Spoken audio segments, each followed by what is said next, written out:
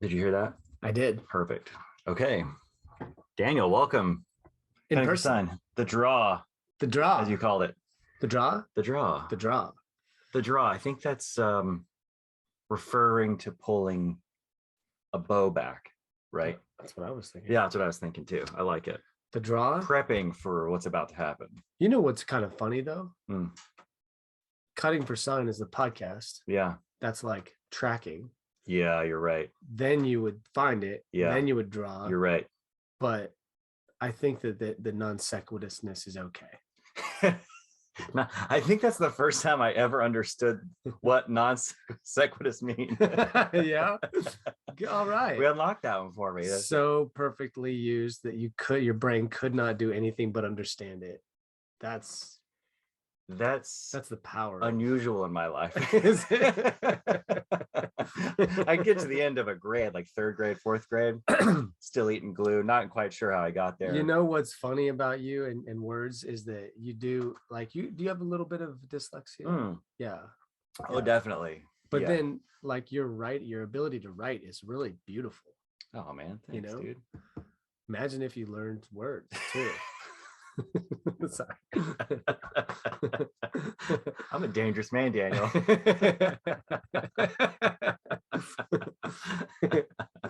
If we combine any of us now. I would get stuck on words, but like mixed up words as a kid. Like I remember for like a while I couldn't say New York. And I could only say New-York for a long time. Like it was stuck. Yeah. And every once in a while it'll happen to me. Now it's just whole words rather than letters. So I'll say words out of sequence or family names out of sequence. And my entire family does it. Oh, really? Yeah. The whole family. Wow. It's like I've seen you like with long words, like we were just going through Brynn's intro. Yeah. And there's like a multi-syllabic word, multi-syllabic. How'd I do? I had to lift my back, didn't I? A little bit. I had to do some heavy lifting. Couldn't jerk with my back. Our guest today probably doesn't have this problem that we're talking about here.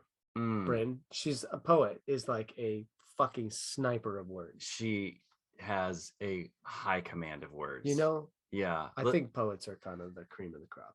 Definitely. The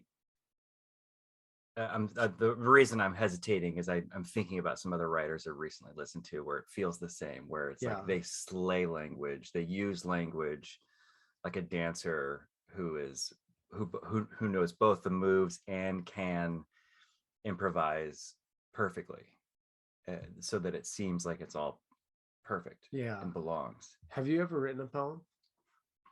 Oh, sure, yeah. Really? A few times, yeah. Like recently?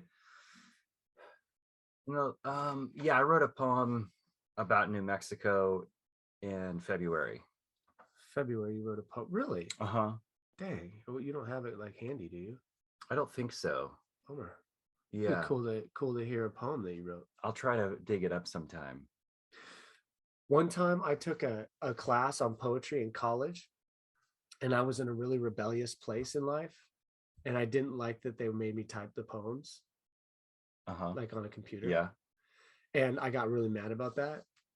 Why were you so pissed off? Because I was just in a rebellion. I was not happy. Need to be a dick about this. I was not happy in my life, and I was taking out on people, which is generally what happens. You know? Yeah. And I wrote the final paper, the final poem.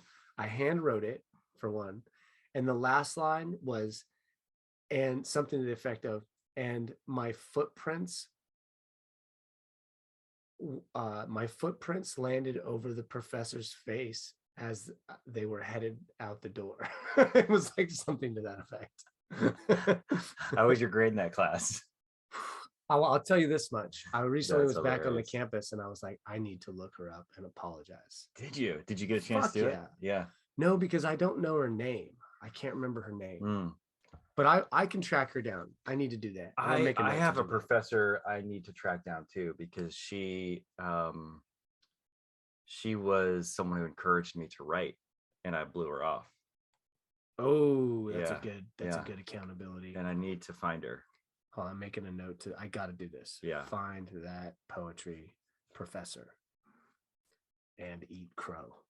I kind of like a good humble apology. Fuck yeah, delivering dude. one. Imagine if all of the potential apologies in people's hearts and minds in the whole world suddenly happened.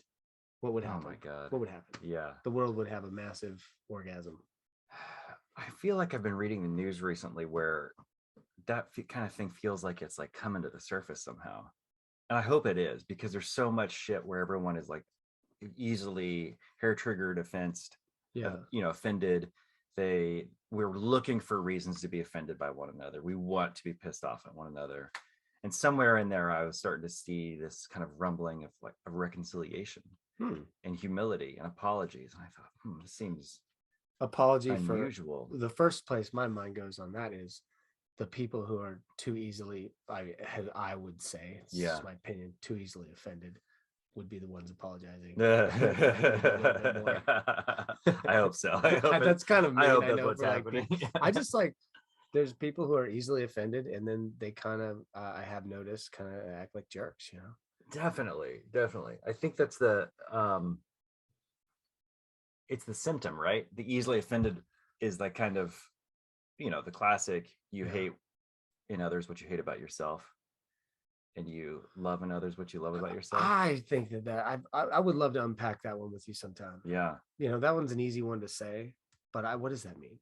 I heard it from a psychology professor. I've heard wise motherfuckers say that. Yeah. I'm not saying it's wrong. I just think that it's potentially an unnuanced expression of a truth that maybe could be teased out a little bit more. Like, you know what I mean? Like that thing when you get defensive about something, they say, well, if you're defensive, obviously it's true. And I'm like, I don't know if that's true. I think that there's some truth to that. There is some truth to it. But I've also been in a situation where I've been accused of things that were like not even close. And you get offended?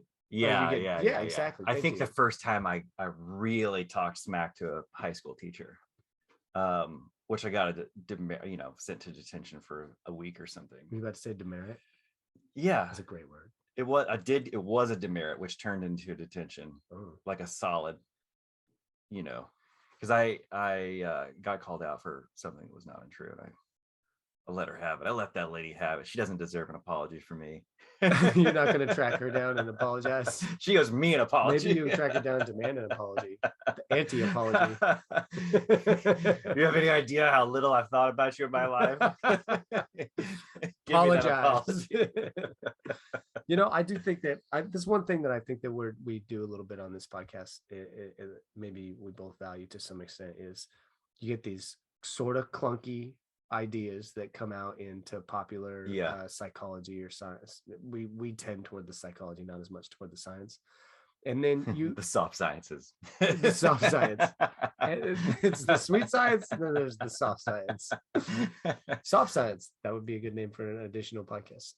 But I do think that like taking some of these terms and ideas that get packaged and mass produced in a way. Yeah. And let's unwrap them, let's dissect them a little bit, let's look at them in their parts, and then build some articulation around just one more level of specific language around what's really happening. And I think that's so valuable. I really do. Let's try that with Brynn. Like with what? I don't know. Let's just see. Let's see if an opportunity comes up. Okay. Because she, like we said at the beginning, she has a strong handle of language. I mean, I might even say a mastery of language. Yeah. I would think to some extent. And that requires nuance beyond our level for sure. Well, we could even do it with that term right there.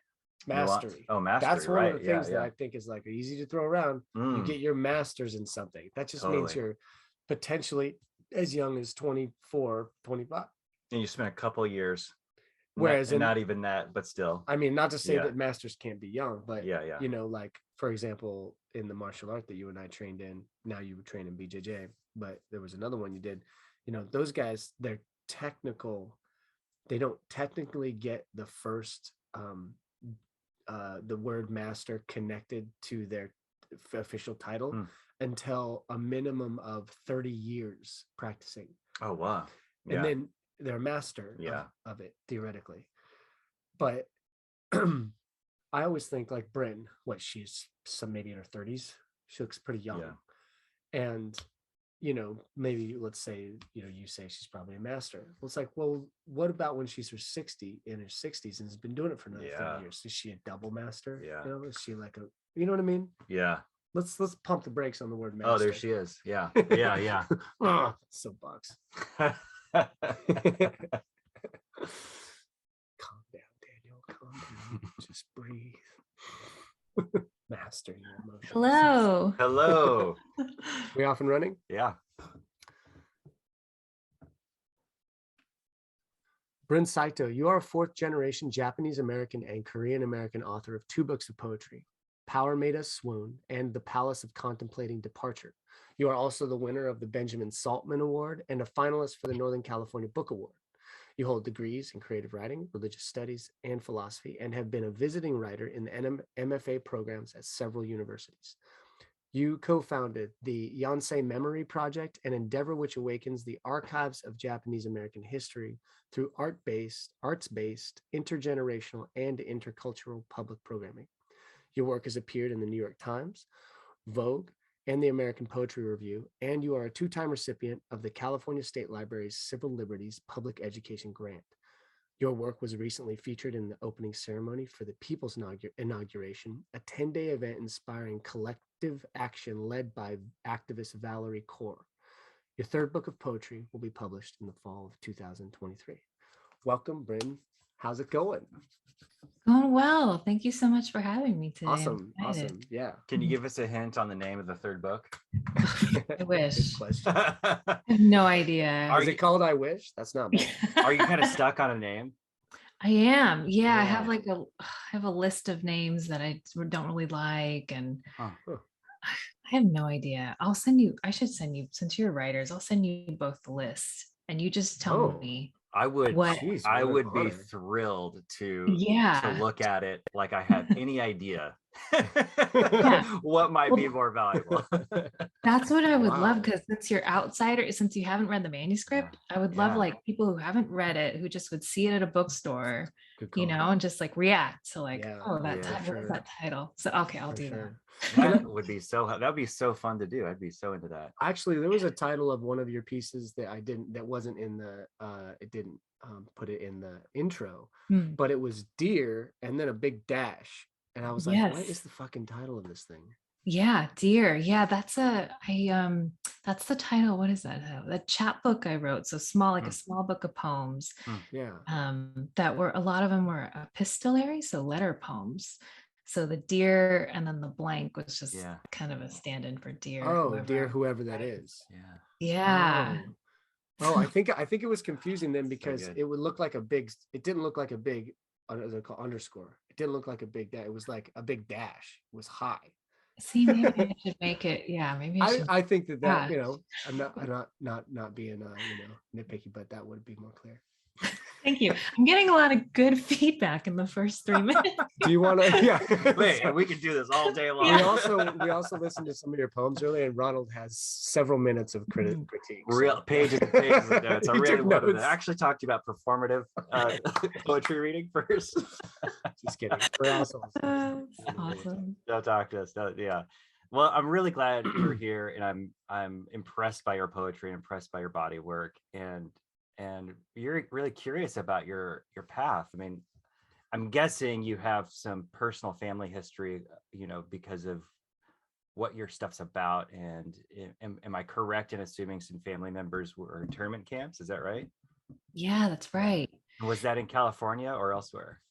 Yeah, so my dad's parents and my grandparents on my dad's side, they were incarcerated in the camps in southern Arizona, the Gila River camps, during World War II, during the mass incarceration, you know, Japanese Americans. And so a lot of my recent work sort of reckons with that history, and you know, just like feels into that, and kind of speaks to those ghosts. And then on my mother's side, you know, she's Korean American, so of course that side, you know, they weren't sent to the camps, but just a whole other kind of, you know, immigration story. And so Can I ask a little bit about those camps?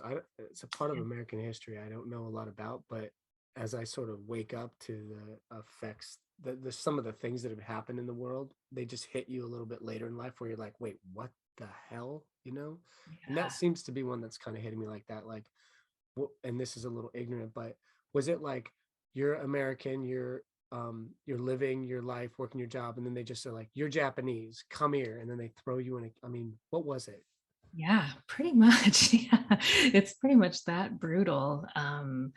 Let's see. Yeah, there was a lot of anti-Asian, Chinese Exclusion Act, a lot of anti-Asian sentiment, you know, in those beginning of the 20th century, as Asian immigration was happening, and then as Japanese Americans and Japanese immigrants were starting to farm in California, and they were really good at it because they brought these practices from Japan. And so there was a lot of tension there, right? Like some of the local farmers, some of the white farmers, seeing the sort of the rise of these immigrant communities and seeing them economically thriving and not really, so there's all this sort of anti kind of Japanese sentiment building up to World War II already. And so when Pearl Harbor happened, there was, they were, it was just like sort of almost like this excuse, like to, because there was actually no cases of actual espionage or spying or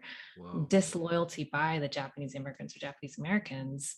There was just the possible threat of, and so I think the governments and others just saw the bombing of Pearl Harbor as this sort of, this way to start to implement these policies that were already rooted in these racist kind of ideas that were simmering in the culture. So, and then did your parents like pass on a lot of stories about that? Were they pretty open talking about it, or?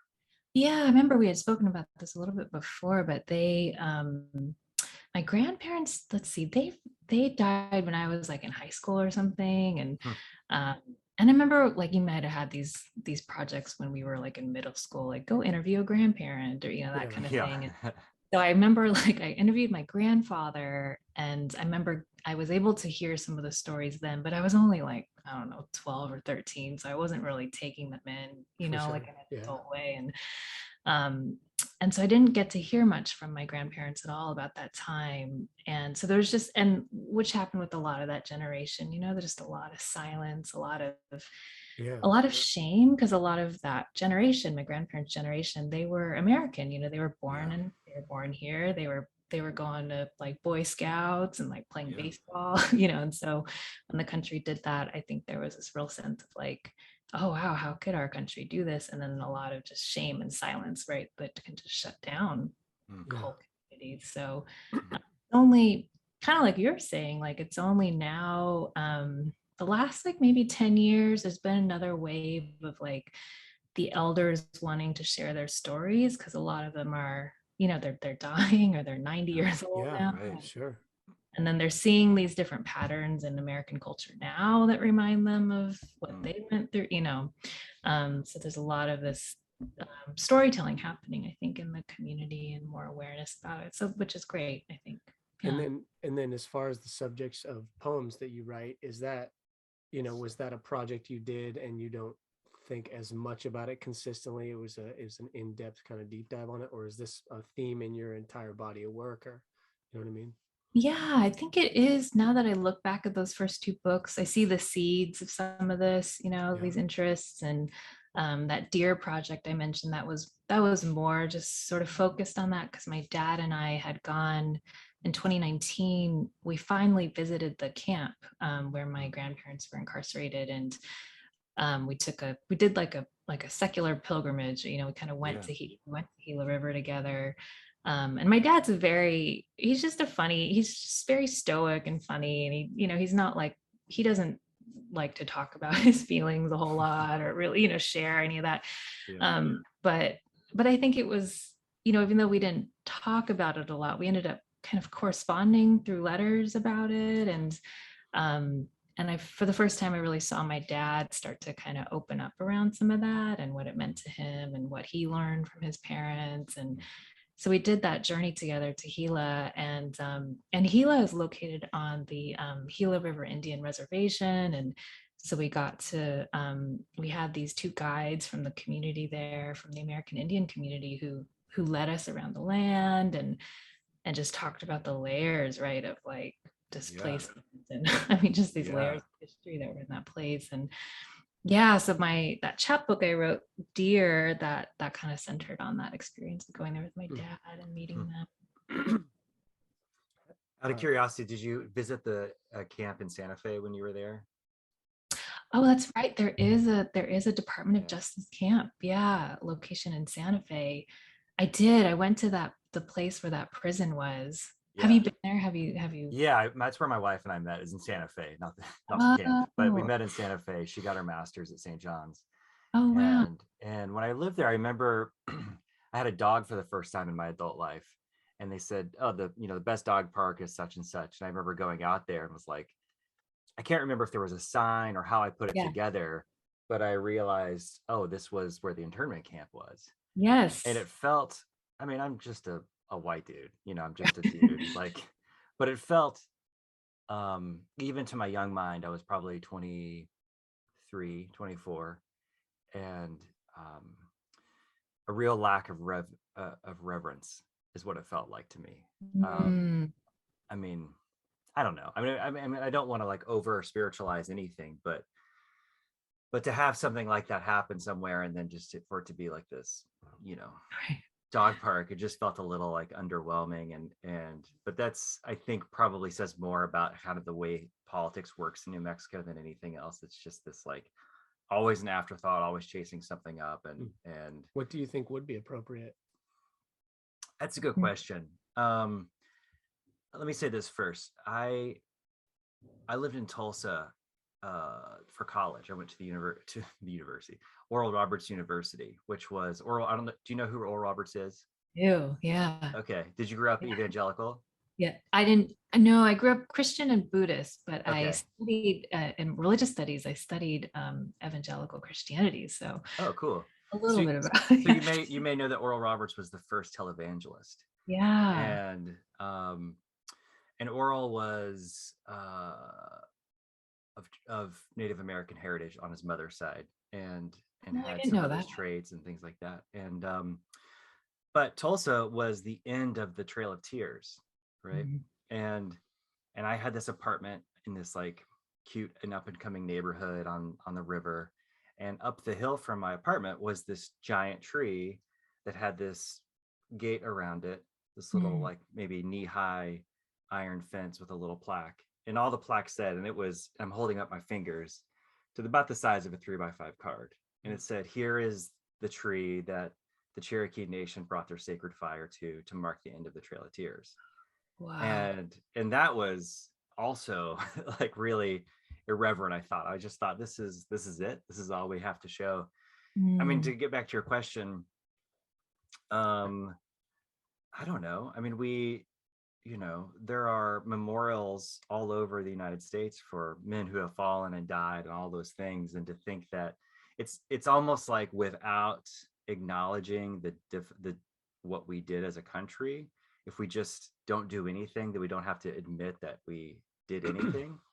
I know that's kind of redundant, but it's like without, if we don't put something up, then we don't ever have to actually own up to what we did. Well, that's what I was thinking when you're talking like what would be appropriate, what would actually matter on an emotional level. And one of the things that came to my mind is, what if some organization or leader wrote something, like really took a lot of time to write something, and then like an accountability, apology, like something, and then that thing was like carved into stone, or it was made, and it could always be read, and it would just echo at all times. I mean, that's your field, right? Like you were working on that project, and what do you think what do you think that the desire is there? Like what kind of acknowledgement is desired in that project?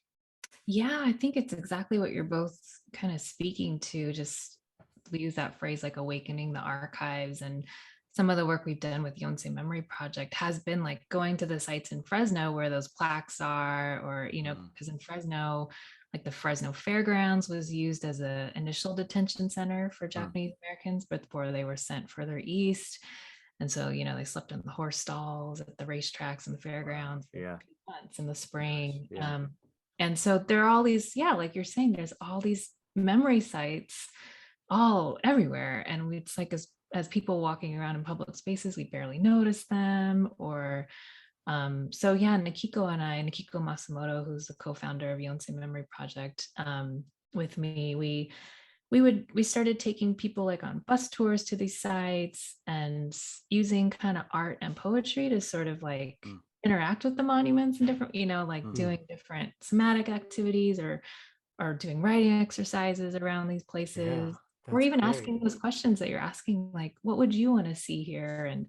And we've made like mandala type like art sort of arrangements around the monument, just as a way to like bring attention to these tiny plaques in the ground, just these tiny little markers.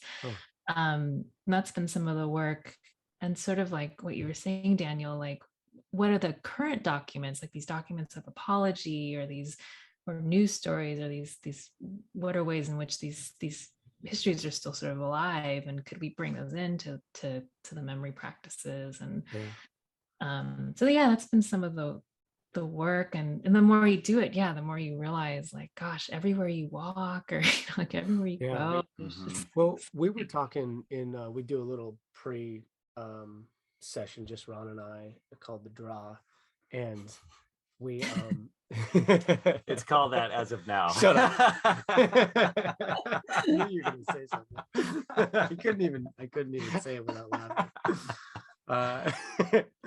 And in that session we were talking about apology and accountability. And because I had taken a poetry class in college and was kind of in a dark place, and long story short, just wrote like a really irreverent and just frankly rude and mean poem kind of toward the professor. And this is like the last time I ever had any contact with them, and it was way back in college. And so I was like, I love when you get hit with something you did in the past, and then you're like, oh, I need to maybe I can be accountable for this, maybe I can apologize. And it's like, it comes from here, it's not like a mental thing. And I've found that every time that I've done that, it's been very welcomed, even if it seems like it might be out of date or that it might bring up pain in that person. It has not. It's been like the popping of a nice like boiler zit situation. It seems to feel good and relieve pressure. And so just thinking about where it personally in our lives that we might be able to do that, and then being, I guess, to some extent a proponent of that in life, not only organizations, countries. I mean, that gets challenging. You have to be like an activist for that, which I totally respect, but it's like, where can we do that in our own lives? May I ask you a really personal question around that kind of sense of resentment and a potential place of apology? I'll give you a little bit of background, and you can fill in any gaps, and also just tell me to shut the hell up if you need to. Like, it's totally okay. So I worked for a car company in England for a couple of years, and they were a Chinese-owned car company, a British brand but Chinese-owned. All my bosses were party officials, and one day I am in conversation, just the equivalent of water cooler banter, and I hear one of my Chinese coworkers, a Chinese national, a young woman who was very, very intelligent, super educated, say something insanely degrading about Japanese people. Like, I was like shocked. I kind of like listened to her, looked at her and was like, holy shit, can you say, like, are you allowed to say that? And I just kind of shrugged my shoulders, like, what are you talking about? And she looked at me like I was an idiot. She's like, duh, Ron, World War II. And that was just like, that was her one sentence. And so like, I ran back to my office, was like Googling, this animosity thing. And then later I was in San Francisco. This was actually not that long ago. And I was getting an Uber with my family, across town, and the driver was this second generation Korean fellow, and great guy, telling me all the woes of the housing pricing going out of whack in the Bay Area and all that stuff, and how far he's got to drive in from some bedroom community to work. And I love talking to folks in Ubers and all those things. And then it happened again, like all of a sudden this like Japanese animosity like came back up, and he was like rolling on it. And he wasn't much older than me. I mean, I'm 40, I'll be 42 soon, maybe mid 40s. And I just kept thinking like, brother, like we're a little far from World War II at this point. Like, are you going, thinking this in my mind. So where am I going with this is, you're Japanese and Korean. Was that a thing between your grandparents, or did your parents talk about that, or did that ever come up at the kitchen table, or any of those That's things? a great question. Yeah, I've asked my mom that, and I think what have they told me? Her parents, so my Korean grandparents, they were actually, I think, a little more open-minded than you would think, with her marrying a Japanese boy, like a Yeah. Japanese boy. It was my Japanese American grandparents who had initially a little bit more. I think they just wanted him to like marry a Japanese girl kind of thing. Like they just wanted to keep it all. But I think we've asked that of her is precisely because of that, because of the politics in East Asia and the Japanese colonial army that just, I mean, demolished and just was brutalized like so many countries in Asia and Southeast Asia. And even when Japanese Americans were put into the camps, like there were definitely like Korean immigrants, Chinese immigrants, Chinese Americans who were like, great, put them in the camps. Like their parents have like, just like brutalized my homeland, or, there's just, because that was so close still to the immigration. And even my Korean American grandmother, I don't think there was a lot of, it wasn't like there was a strong sense of Asian American solidarity for her growing up, because Asian America wasn't even a thing until the 1970s, or, even that term, a new term. And so I think for her, it was like, kind of like, that was their, that's their problem. And didn't they had fun in the camps, didn't they? I heard they had fun. That's what she would, it's like that kind of, so because there's such psychological distance. Oh my gosh. Yeah. She was just like, I don't know about those Japanese, so it wasn't like she was like, oh my gosh, like how, there wasn't that. And so, I mean, that's the complexity, I think, of Asian America too, is there's just like so many different countries that are trying to, create solidarity and movement building like amongst us. And yet we all come from these completely different diasporas with these really intense histories on the other side. And when we're talking about, do you get into logic fallacies at all? Like keep an eye out for logic fallacies ever? Do you know? I don't know. If you see one in us, just raise your hand, like give me a signal. One. I mean, we have bouquets of them. Bouquets of awesome. Bouquets of fallacy. It's poetic, isn't it? That's very poetic. That's the poet. Keep going. One of the fallacies that, and I don't know my fallacies really well, but they're coming into focus. And one of them that has is reductionism, this idea of reductionism. Right. And I feel like I don't know what that means. Like if I were to generalizing, if I'm going to reduce all of Japanese people down to a statement or a few words, that would be egregious reductionism, right? Yeah. And I personally think that it's a place in our our ideas about people and genders and places start to get more attached to the reality of how complex people, places, countries really are. It's almost impossible to talk about an entire people without like 5 caveats about how, what I'm going to say is going to be to some extent bullshit, and reductionism and blah, blah, blah. You know what I mean? Now, not to say it's not valuable a tool to be able to like talk about a country, but I really think that Portland is this way. You know, it's like Right. Portland's a million ways. Yeah. You could have a million lives very different from each other in one city. I just think it's a place that our language needs to be updated and is updating. Do you ever think about anything like that? Yeah, I think so. Yeah, in particular, yeah, a lot related to my own history of the Yeah.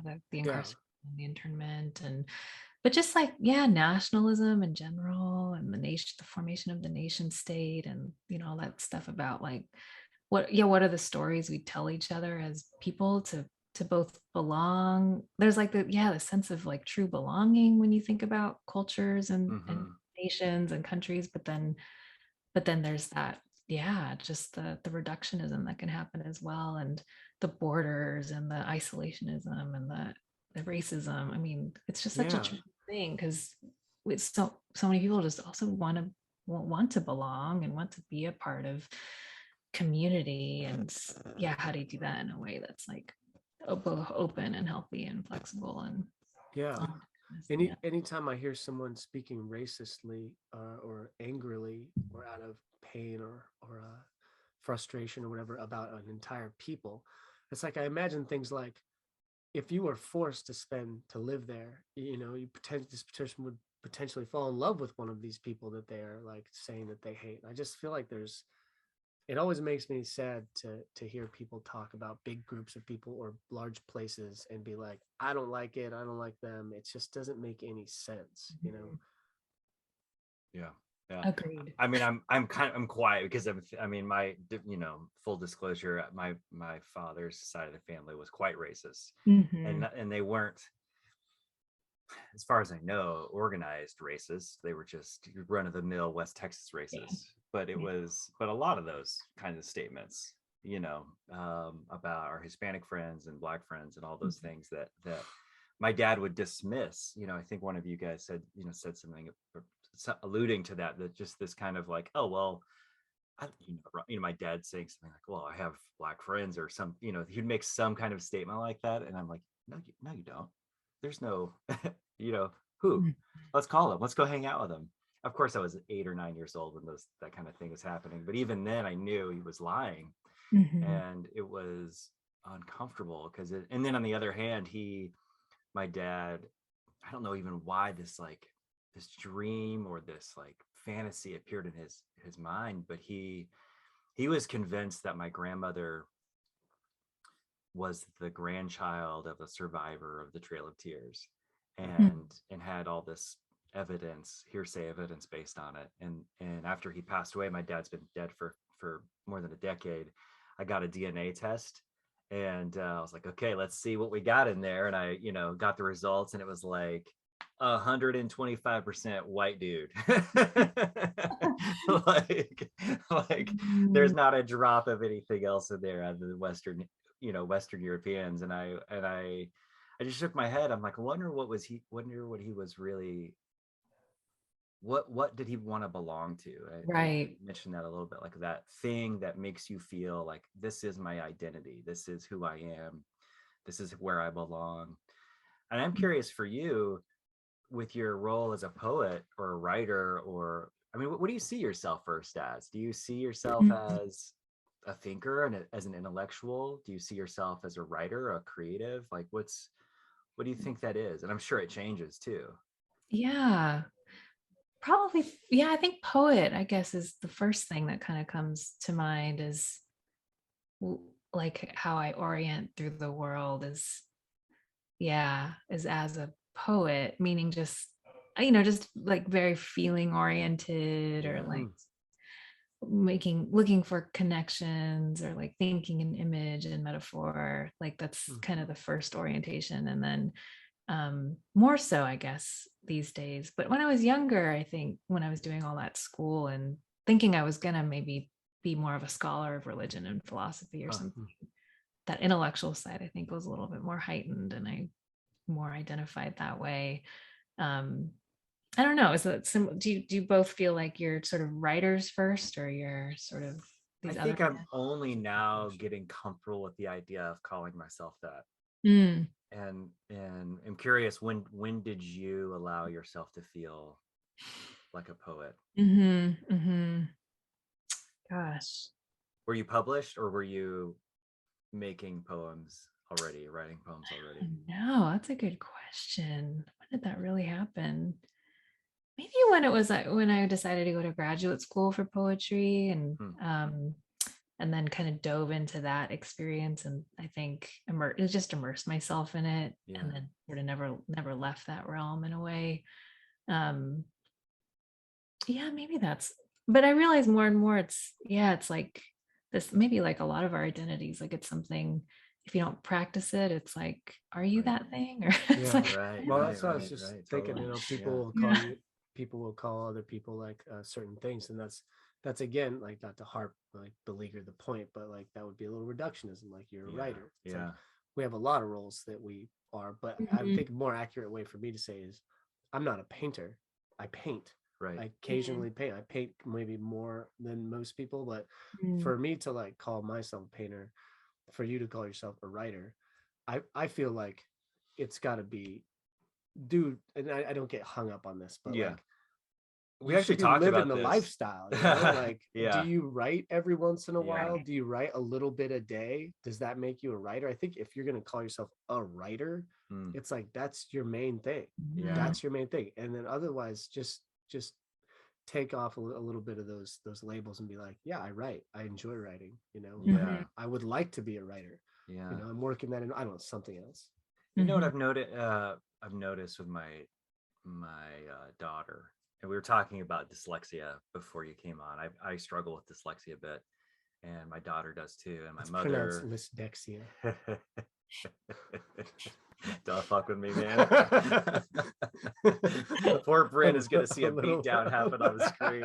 She's like, what happened to a little guys? Stress tear just came out. I don't think you can see it, but my blood pressure feels like boom. And I noticed with her grappling with language, and she I think has that thing in her that creates story really easily, and it's really fun to listen to with her as she talks about story and is starting to get into creative writing. But what I've noticed is, because she's dyslexic, she's in the 4th grade, she's only now able to like form really complex long sentences and arguments and things like that. And sometimes when she's stressed, she'll say things in this like really simple, chunky language. I'll give you an example. The other day, she asked me, is it money to adopt someone? That was the sentence. And I looked at her, and I wanted to make fun of her. I wanted to like tease her about it.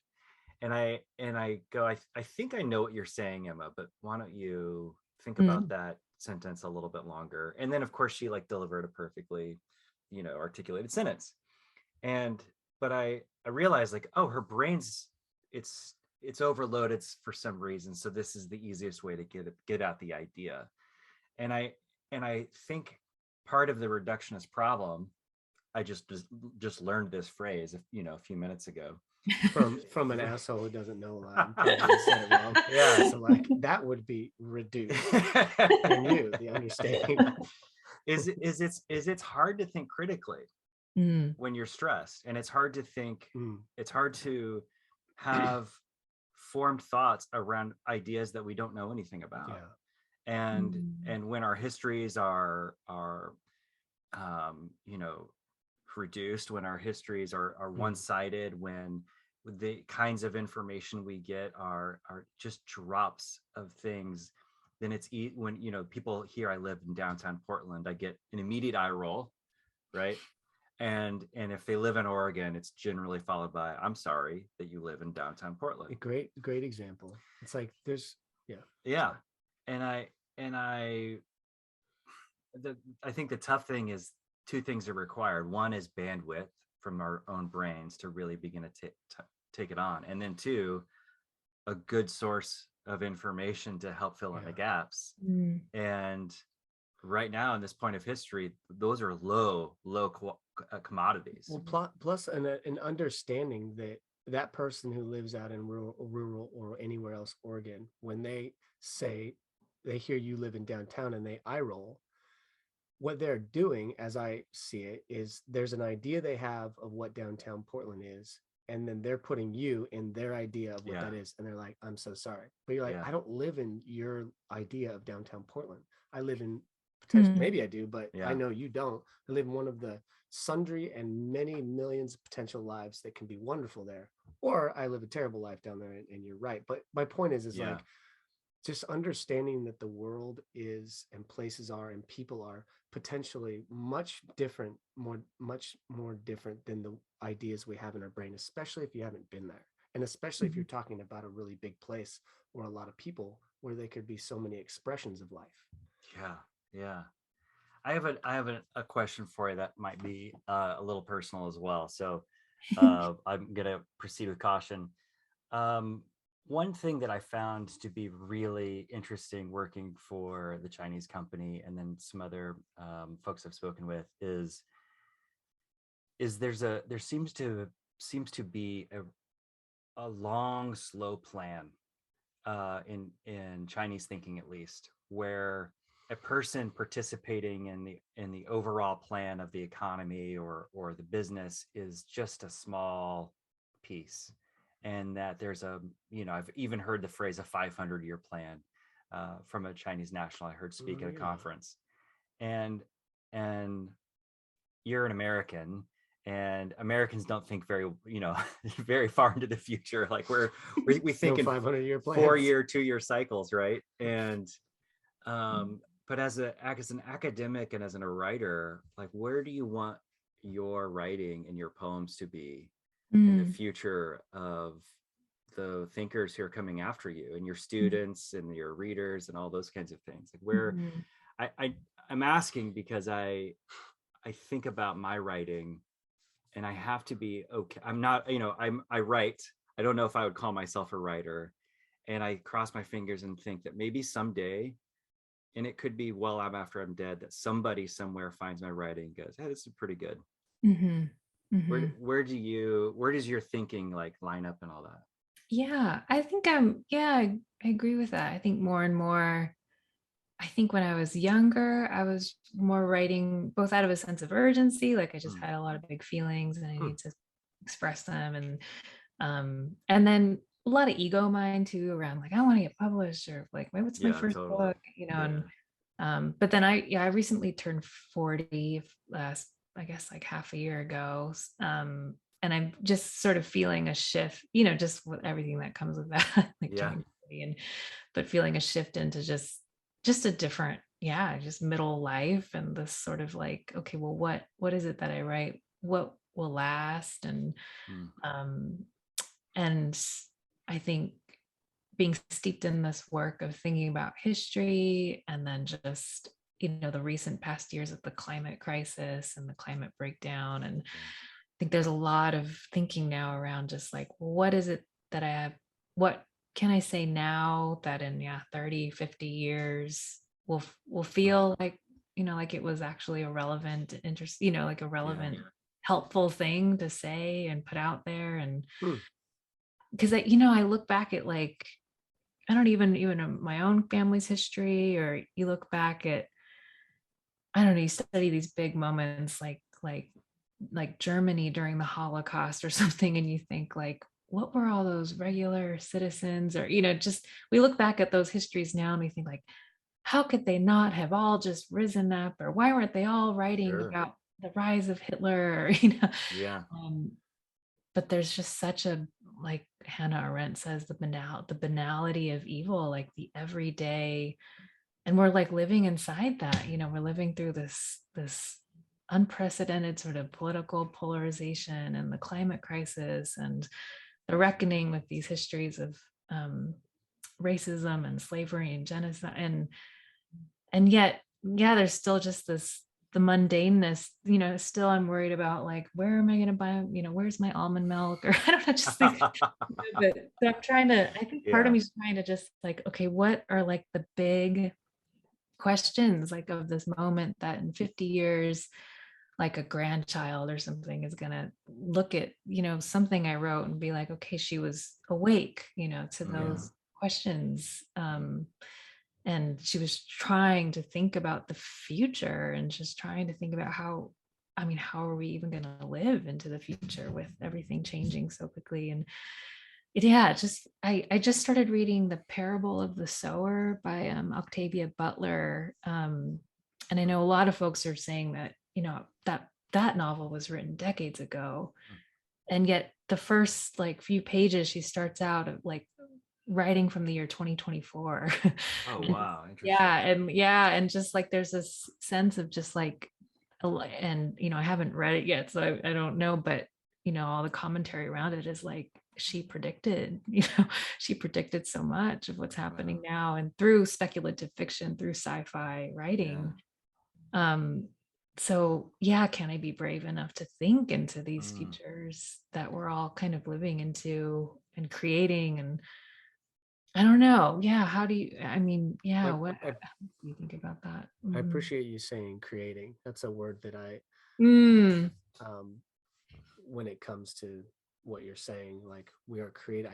I suspect we all play more of a creative role and more of a powerful role in our experience of life, And I think that empowering people through reframing words or phrases a little bit like the future that we're creating, maybe not even we, but the future that you're creating and that you're creating, that I'm creating, because those might be a little more separate and individual than we all exist in a shared world that you have your saying and I have, like, maybe, you know what I mean? I just think that there's a little bit of fucky weirdness going on with our psyche and consciousness and the world and the universe.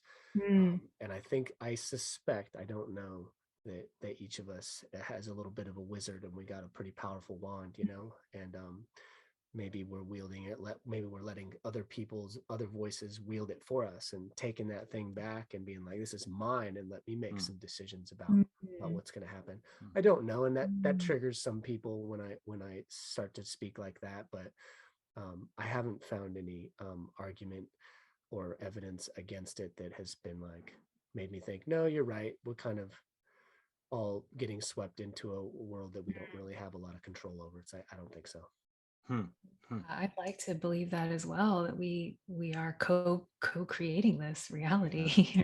And we have we have the power to envision otherwise. And I want to hope so, in a way, Well, there's this spiritual Joseph Campbell talked about in that like Power of Myth way back in the 80s or 90s when he did that, and he talked about the Native American, I forgot which tribe exactly, and I'm going to butcher it a little bit, but the idea that we are each a center of the universe, and it is a place that has the center is everywhere and the circumference is nowhere.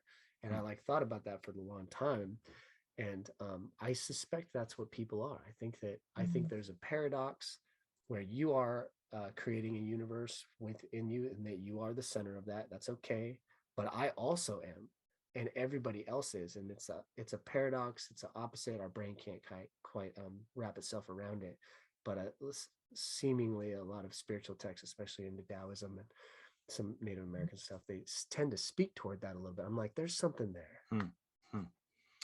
What do you think of that? Do you think that ability to hold the paradox of us all being the center is worth entertaining for a moment? Please say yes. Sure, I don't know. Accommodate this guy. He really needs it. He desperately needs it.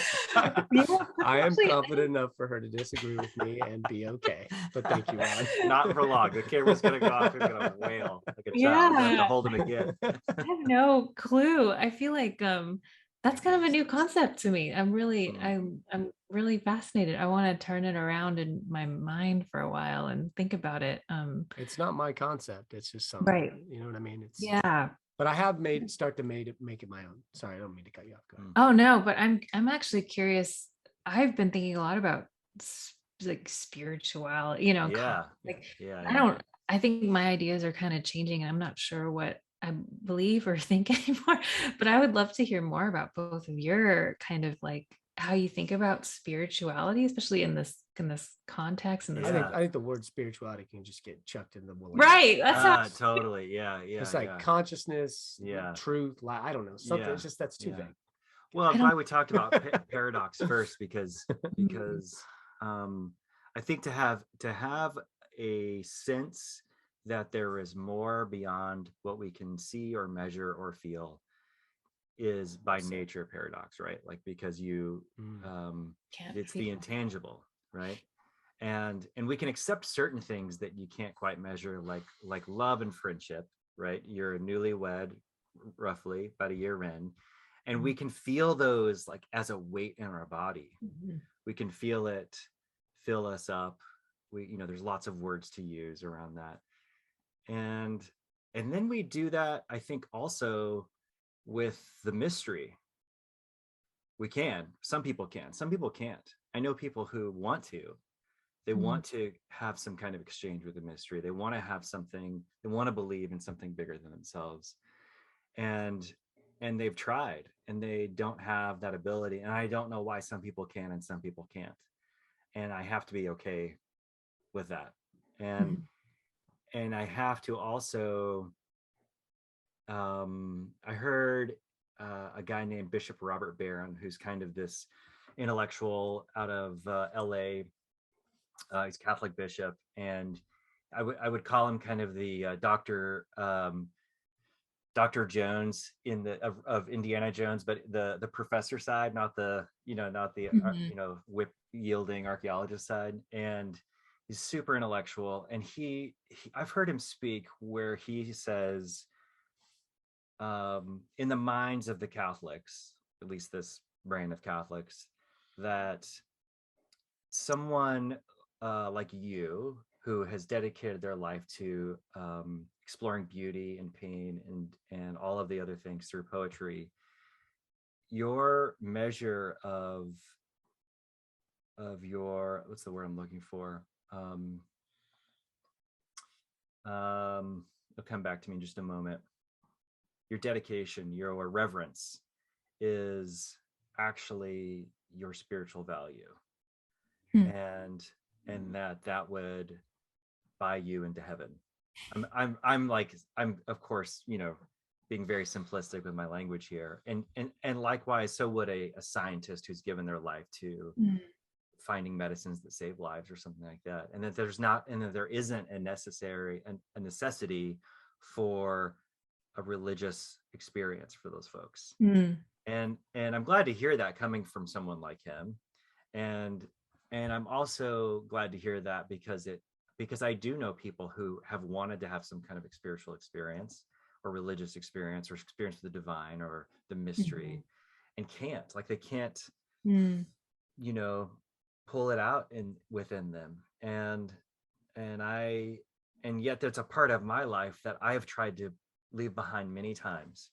Right. And I've tried to cut it off, formally and informally.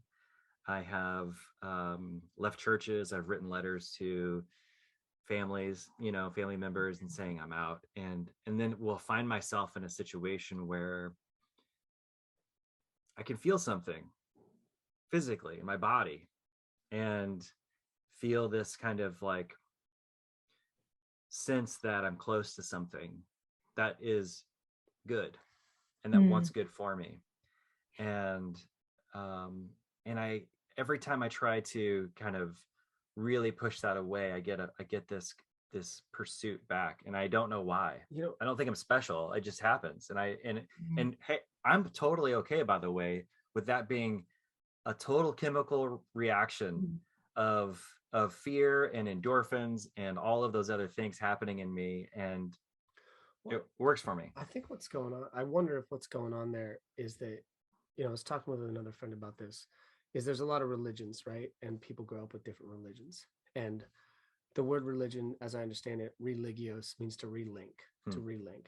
So religions, as I understand it, are software to get you to speak, to have an experience. They connect you. And the truth is you were downloaded with software, with Christian software. Yeah. In your very formative years, and that's the language that your psyche works in. Yeah. And that doesn't mean there's anything wrong with it. It doesn't mean it needs to be rejected. it's functional. That's the language your brain works. When you die, you'll probably see Jesus, I would think. And I don't really know what I'm talking about here, but this is what I've come up with in life. Like my brain, I think what you're saying is like my brain will then go, I need this scene in order to complete the loop of my whole software. It just seems like that you really took the bait, and you took the hook, and it's in you deeply. And like to reject the software that is embedded, it would be to be the cyborg who's trying to get rid of the thing that's allowing them to live, And I don't think that you need to do that unless you really, really wanted to, which I don't get that you do. It's just living that religion, living any religion authentically and attuned to the real spiritual ideas, experience, truth of the universe is definitely vital, because religions obviously can be terribly abused, and so I really believe that. I don't like when people say Christianity is ... Buddhism is ... They're all just like, they're all functional keys, you got to stick the right key in the right door for it to open, but it doesn't mean the key doesn't work. Interesting. Have you had any supernatural or spiritual experiences, and specifically if your person who took religion? What do you think about what I just said? Well, I was hoping to get you're master of moving on. I'll say something and be like, oh, what's Brynn got to say? And he's like, next page. Okay. ADHD, bro. Oh god, 10 milligrams of Ritalin. That's a good and caffeine. Your question is a good one. I'm just curious. You guys are good. You guys are a good conversational team. I like it. Yeah, I like that software metaphor. I hadn't heard that before, and thinking about like what was downloaded into us, like those formative years and how that orients us, and how we can't quite get outside of some of that. That makes a lot of sense. And I was wondering for you, Daniel, like did you have anything downloaded into, like, was there a certain... Good question. I feel like just in being in Western society and in America generally, it was be Christianity. Right. I'm not Christian. My parents were not Christian, but it's a Christian society in general. Totally. And so the short answer is no, I wasn't. Which leaves a person kind of in an interesting place, because now you have to discover what you were downloaded in, and maybe the language of that is not all wrapped up in a book. That is a religion. Now I have to be like, well, how was I raised, and who was the like dominant God type of figure in my inner world at that time? And I like that. And then maybe later in life, you're like, you try to apply the Christianity later, which I did at one point in time. You try to apply the Buddhism, but it only matches in ways with the actual structure of your 1 to 7 years old self. So I think when you're not offered a religion, it opens some doors. It allows you to see that everything maybe is a little bit more functional instead of mine's right and yours wrong. At the same time, I don't have, like Joseph Campbell says, he's like, he probably won't have the spiritual experience that someone who has been raised Catholic would have. I appreciated what he said that. It sounds like I'm a massive Joseph Campbell guy. I've probably brought him up like 3 times in the 40 episodes we've done, but twice has been today. But you know what I mean? I think it's beautiful when a person has a religion that was put in them, and then they can work it out and not have it be the negative version or expression of that religion. Which is very difficult to do. I know that's the deconstruction, but really deconstruction really can be reconstruction, Yeah. I mean, the other thing I was thinking of as you're talking about that, and as we've talked about stories and myths around our history and nationalism and all those things, is I have a theology background, is the word Christian was actually kind of the equivalent of Trumper that we would say now. Like it's a derogatory term for what was seen as the mindless followers, and when you first said that as like a Christian country, I was like trying to wrestle with that, because I thought, what we, like the Pledge of Allegiance, right? One nation under God, that wasn't even added until the 50s, part of the whole like anti-communism thing. So there's this like thinly veiled, I'm using air quotes, Christian country that has very little to do with, let's say, Matthew chapter 7 or 5, which is the Sermon on the Mount, which is a very difficult code of ethics that has nothing to do with violence. It has everything to do with being humble and helping the humbled. And that is not the Christian, it's not the American ethos. Mm-hmm. But yet you from just your growing up get this message that actually we are this, and yet it's so far from that thing. And yet I think that word Christian actually now fits back in that kind of derogatory, like, mindless follower kind of deal. Like, it's like, and I want to be careful too, because I can hear like some of Christian, like just people out there being like, a lot of what I'm saying is like very blasphemous in their experience and expression and reality of Christianity. And I find that a difficult line to walk, because I do want to be respectful of someone's expression of Christianity, even if I don't agree with it. But it's very hard for me to speak and speak what I believe to be true, or what I'm arriving to, or what I'm curious about, and not disrespect other people. I find that challenging, Yeah. It makes me a little bit nervous. I guess I've been around it so much, I don't give a shit about like pissing Christians off anymore. Or I mean that's the one religion that I feel like I can like amply talk shit about, because it's the software I grew up in. And I don't know any other. I would never be able to have any kind of critical thought around any other religion, because I've not studied it at length the way I did. Do you consider yourself Buddhist and Christian as you were That's a great raised question. early? Yeah, I don't think anymore, maybe, but yeah, those were sort of I guess the religious cultures in a way that I grew up with. It wasn't kind of like you were saying earlier, like not sort of it wasn't sort of the true sort of belief system and ideology of both, but they were just kind of cultures that informed. They were around.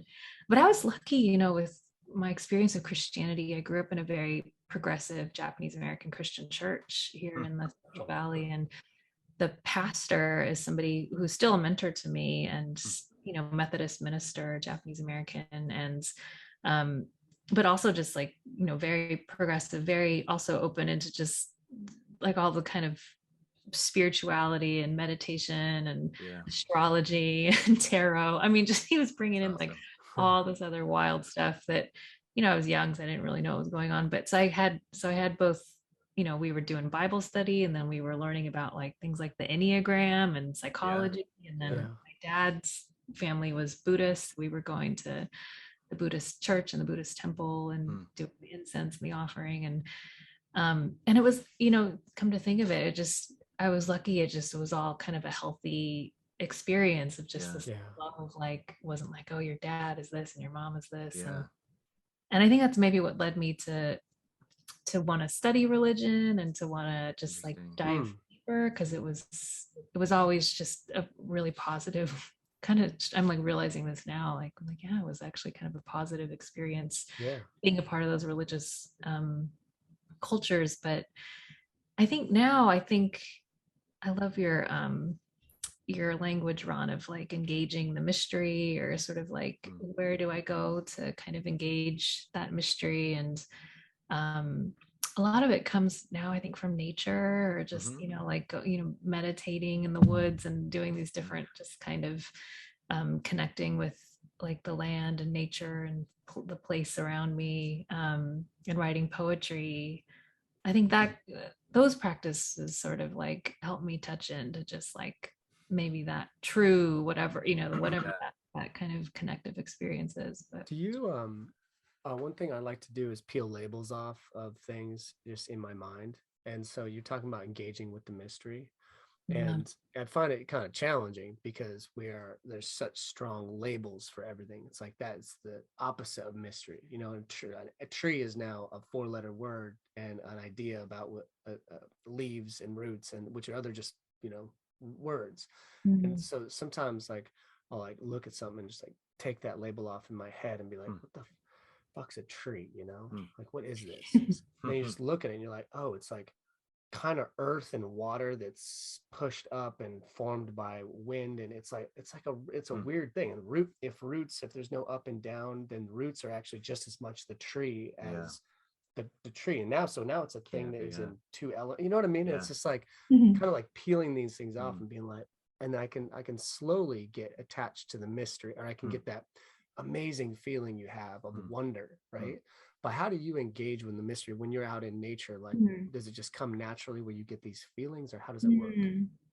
I guess one experience I thought of was there's a place called the Tassajara Zen Center. When I was living in the Bay Area, I was studying Zen. I got really into Zen, and there's just a beautiful retreat center in the Carmel Valley, and it's run by Zen monks, and there's a hot springs and a zendo. And the first time I went there, I went for about a week, and was meditating every morning with the monks and eating like really good food and going to the hot springs, and I think my system was like relaxed, and and I just realized like how much of it was somatic, that necessary somatic relaxation and feeling safe and feeling seriously.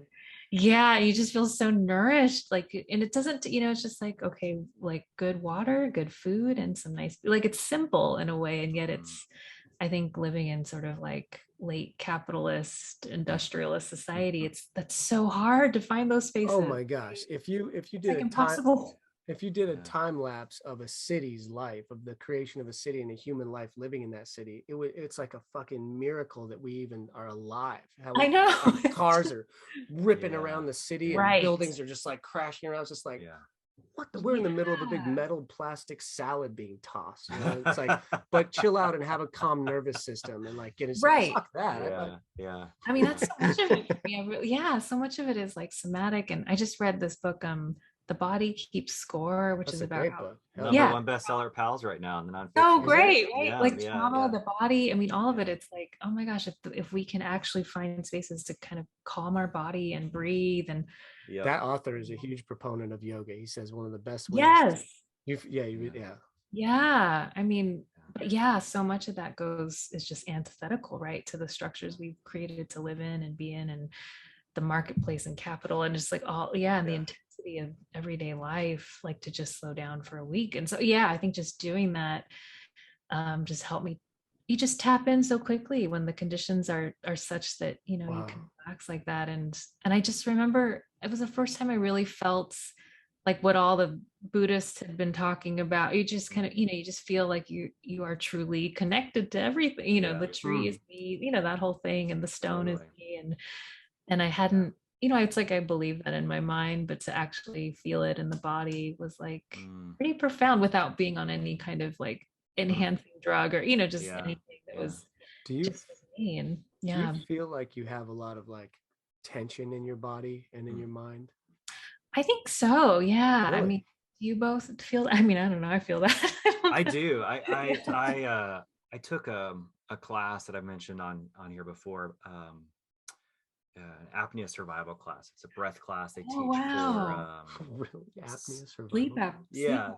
No, it's not. They teach. It's a class they teach to free divers and big wave surfers in order to calm down when your heart rate is jacked and your body is going through the roof and you cannot breathe. And since I've taken that class, one of the things they talked about was the nerves that we have over our nose and on our cheekbones that is really sensitive to water and to air, and our heart rates can begin to like lower as soon as it gets wet, because our body starts to go into a situation where it knows it's going to need to like conserve oxygen. But what I've thought about since then is many times throughout the day, I measure how much tension I have in my face and my head. And I try to, even during this conversation, I've tried to do it. I try to relax the muscles in my face and relax the muscles in my forehead and elsewhere, because I do, whether it's a kind of pensive, muscle collection or whatever it is, I'm not sure.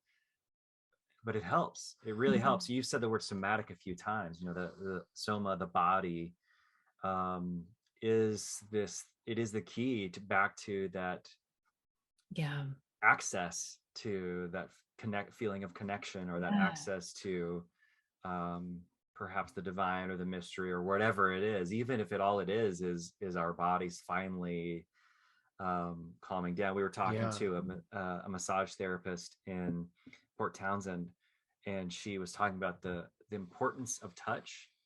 And she was describing to us how she knows when someone's sympathetic nervous system finally starts to work when she's working on them, because she can hear their digestive system working and she can feel their breath. Yeah. And how rare it is for most of us to get there. Maybe when we sleep, maybe when we take an Ambien, I don't, something like that. I mean, I can't talk shit about that because I'm on a salute pharmaceuticals in either direction.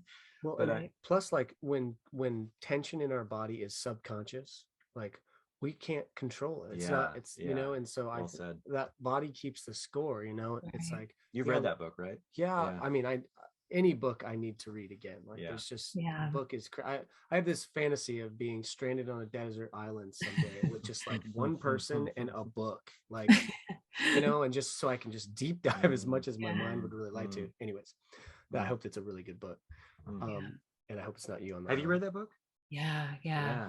Well, what I was going to say is that if a lot of what we are clearly, there's this book that one time I read a quote that said, "The body is the subconscious," and I was like, that felt true, because I've just believed that all the subconscious, at least to some extent, is reflected in the body and it's expressed in the body.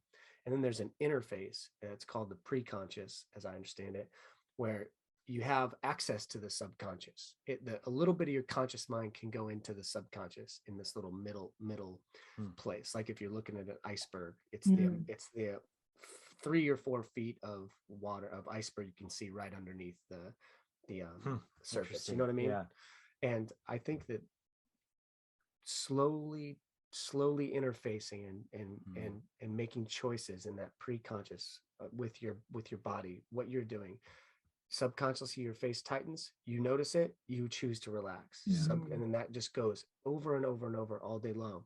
And slowly, I think you are relaxing by doing that. Yeah. It's just constant repetition, right? Yeah. And then the amount of potential we have to release tension, I think, is incredible in our body. Yeah. Depending on how much tension we carry, and then there's a million ways to do it.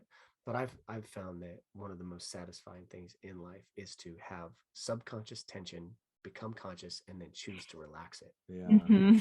Well said. I mean, the last we've gone through cycles, my wife and I, around this stuff. We, intuitively and also through many books, we've come to the similar conclusions, and our pace, we work for ourselves. We're very fortunate to get to do that. And in order for us to do it well, it requires a crazy amount of what we're describing, where we have to give ourselves tons of room to let our nervous system settle down. We have to allow ourselves to not react out of fear or out of obligation. And we're lucky that we get to do that. And I know that, like, if you've mentioned the end of capitalism and industrialization, all of that stuff, it does not give us that room to do so. And we have found that the only way to keep our sanity is to have these, I want to use the word leisurely, but it's more intentional than it is trying to be anything close to lazy, right? Like I think of leisure being lazy, like you're just gonna I'm not gonna do anything. Leisure is actually connected to the word college, and it has a whole. Is it? Yeah, interesting. It's a whole, like, leisure has been worked into something that is like something where, like, you're not supposed to do that, but it actually is as I understand, it's like a more of a connected to that rich ground and fertile soil to learn and to. Interesting. We're gonna take it back. We're gonna take that word back. Anyways. Yeah. No. I mean, it's now part of my I mean, I don't practice a religion, but I have practices that I have to use, and if I don't use them, I feel quite discombobulated. It's difficult to have focus, and I'm dealing with, I've mentioned, jokingly mentioned ADHD and dyslexia. Like those are real challenges for me, and I mean, I'll give you a example. This morning I woke up at 4:30, not because an alarm got off, because I was just thinking about what I owe myself with my life. And I got up and I wrote 1,000 words, and I had some coffee, and I took my dog for a walk and got my kids to school. And then I thought, okay, now I need 15 minutes of like downtime where my brain is not doing anything.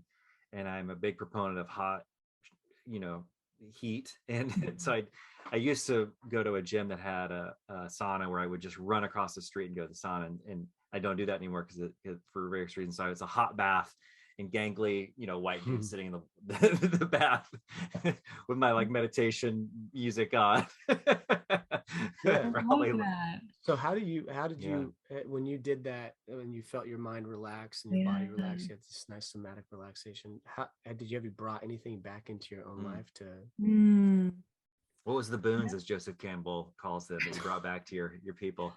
I don't know. I love hearing about some of your practices. I think I'm trying to figure out what my practices are to do that these days, because I'm realizing like, with COVID and pandemic and just like we moved recently and life changes, and I'm finally in the new house. We've been here about 6 months, and I think with winter and solstice time, like I'm really hungry for that, like to really think about what are those practices for me.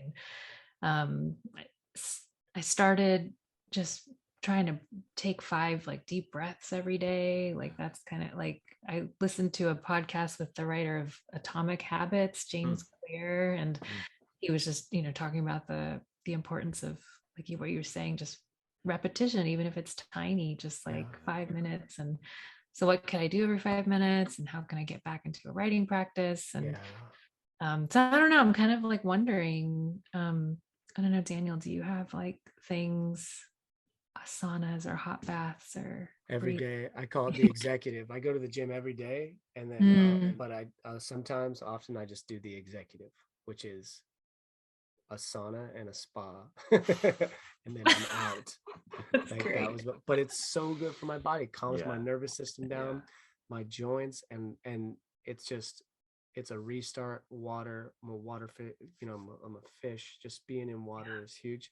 But to be honest, Brynn, I hugely under give to myself in the ways that wouldn't cost anybody anything, and because I know better, I've been curious about and gathered, and now actually have discernment to where I don't suffer from that thing where there's so many tools these days everywhere. There's so much shit flying at you, new ways to phrase the same thing. And I feel very powerful when it comes to like discerning, what, that's not for me. I recognize this thing is saying this over here. I like this one better. I don't need to do the 50 types of meditation. Like I know what's for me. But if I were to give myself a score on how I'm doing, there's so much room for improvement. It's like C minus, like I really, but it's not a D. Last year it was a D, So I'm gonna no, fuck you, man. Don't do it. No. I'm doing it. You get a look. I know you got that look. Well, look, because I think we have to advocate for one another when we see each other. You don't know how the sausage is made, man. You don't like follow me around all day. I skip you out said it too much. This is what you said earlier, is when you talked about the moment the subconscious comes into consciousness, and then you're able to relieve that pressure. And I know you well enough to know that, like, and I do too, a lot of that like avoidance and fear and all the other all the other words that might precede the inaction towards the things that we really want in our life are connected to all kinds of unconscious shit in our life that we are trying our damnedest to bring to the surface. And sometimes they come out violently and with great difficulty and a lot of suffering. And other times through the executive, or through breath, or through the hot bath I took this morning, or whatever it might be, they kind of leach out to the surface, right? Like it's just the water table finally comes to the surface and we can see what's there. And I think I think because of that, you're, anyone who's trying is no matter what level, like what progress they've made, that's in my mind, A+ work. Well, and I also completely judge myself the same way, man. Like yeah, right. you know, like I'm like, fuck you, Ronnie, get your shit together. Well, hey, like, as long as it's getting a little better as each month, you know, yeah, then I'm good. And just to answer your question more directly, there are a few things that I do that have improved my well-being, calmed my nervous system, and my mental health is better. One of them is engaging with my body and choosing to relax over and over and over. And for me, it comes in my shoulders and with my breath. Breathing for me, deep breathing, calm, somatic, let's get off of sympathetic and under the parasympathetic. It doesn't have to do with breathing in. It has for me with breathing out, you know. And then I was at my pulmonologist recently because I've had some lung issues. And if you purse your lips a little bit, for me, it provides just a little bit of change in pressure where you can get a little bit more out in a little more healthy way. So I always pick up little tricks like that to help me relax through my breath and stuff. But honestly, Brynn, the most satisfying thing for me is imagination. It's peeling labels off, getting the labels that have been chucked on my brain. And today's Tuesday. It's like, well, that's not interesting. How about today is, you know, Saturday? How about today is a mysterious day there's no name for? Like, I just play games all day long, you know, so I can have a more rich, vibrant, unique feeling experience of this world and how wonderful it really is. You know, one of the things that I do is imagine that you, me, and Ron are the only people in the entire universe. This is it right now. And this is the last day of our lives. Ooh, you know, you say that and I get a little thrill, you know, not in a sympathetic, not good way. I get a like grounded thrill of how amazing a live wire of life, you know. I need to be in contact with that live wire. I'm insatiable when it comes to that. And so that's why I get myself a hard time, because what do I get, an hour in a day where I do that, you know, when there's 16. Yeah. You know, so does that make sense? Does that answer your question? Yeah, it feels like just radical presence. Like it's really gorgeous, and it makes me think a little bit about like I mean, back to kind of the beginning of our conversation, like the trauma we inherit too, besides just the daily trauma of kind of living in this capitalist. But I remember hearing Sansei, so like my father's generation, born after the camps. An interviewer asked this writer, this woman, like, what do you think you've inherited, you know, from your parents who were incarcerated in the camps? And she was like, I have such a hard time relaxing. Like, I just can't relax. And so it all was the body. Like, it was just like, I'm just tense all the time. You know, I didn't even live through the camps. I was, you know, I'm a daughter of survivors. And so I think about that a lot, like these practices of breathing and hot baths and these wonderful luxuries that they didn't have access to, that I get to do these things. And is it like healing, like a family line thing? You know, is it healing something that's more than just kind of what we do for ourselves, but there's this kind of ancestral work maybe happening, you know, through us. And I don't know, but I like to imagine that. Well, I like to imagine that too. I have to imagine that. There's this thing called an individuation in Jungian psychology, which is helping your inner world and your outer world become more one. Like there's less of a separation between essentially your real emotions, your inner world, emotions, feelings, beliefs, right? And thoughts, and then your outer world. And so when the person you were just talking about, where they can't relax, the way that I kind of like look at that is that they have a part of their psyche that's still in that camp, you know, stressed.